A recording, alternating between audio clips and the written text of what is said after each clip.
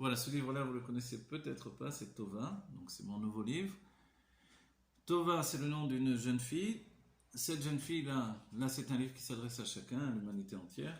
Euh, c'est un livre qui parle justement d'un sujet qui nous touche, que l'on a évoqué dans les séminaires que l'on a fait les derniers temps, sur la rencontre du Dat Elyon, Dat Tarton, la conscience supérieure, la conscience inférieure, comment les deux se confondent.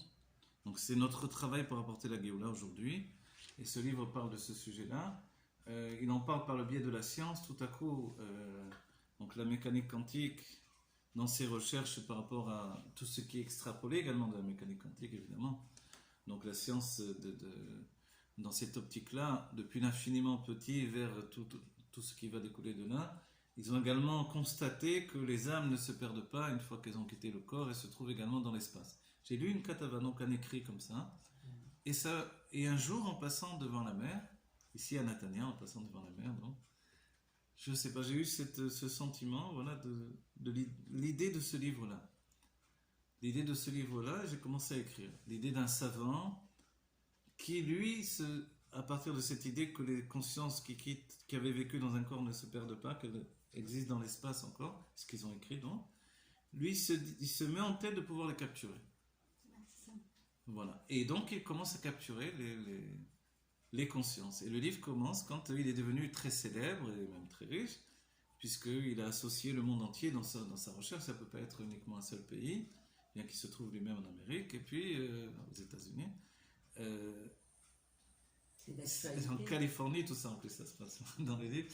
Et il capture, mais au dehors du fait de capturer ces âmes, il ne veut surtout pas les appeler des âmes, parce que c'est un scientifique, donc il dit des consciences, mais il n'a pas encore établi un échange véritable avec un langage, etc., ni l'apparition de formes spécifiques. Il construit des cages d'hélium et les capture dans des cages d'hélium. Et tout à coup, il commence à plafonner dans ses recherches.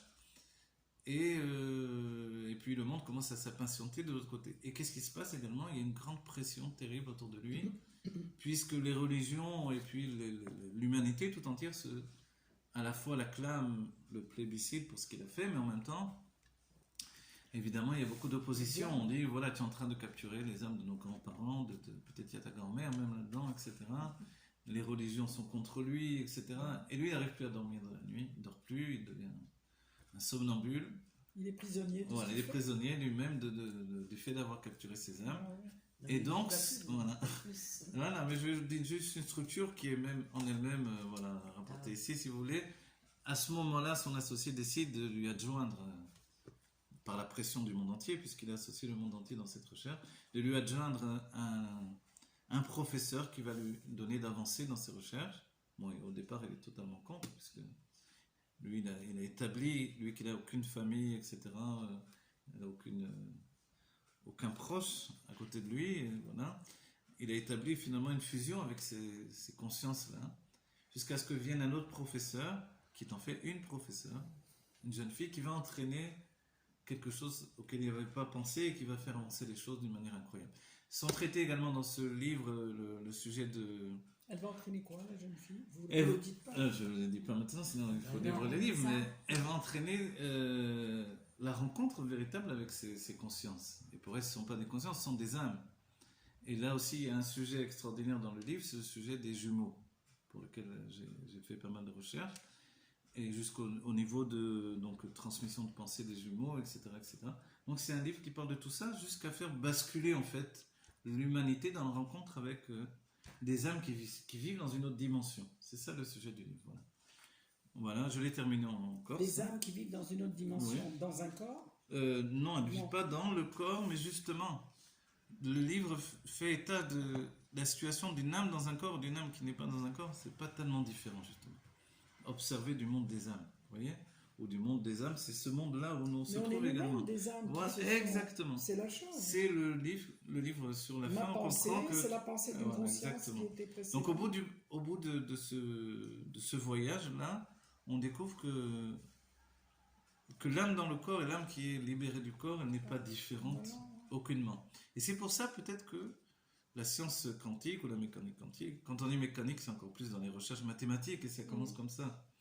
donc par des recherches mathématiques, pour prouver qu'il y a une possible situation de pouvoir les capturer dans la réalité. Vous voyez ? Donc, confronté à ça, comment nous-mêmes, on est une âme et comment on peut voyager avec d'autres dimensions et se rendre compte que ce monde de la matière, il n'est pas un monde de matière, mais qu'il est un monde de plus que cette notion de matière. Alors, les scientifiques diront les atomes et nous disons le divin en fait. Donc la rencontre entre le monde divin et ce monde humain, c'est le sujet du livre lui-même.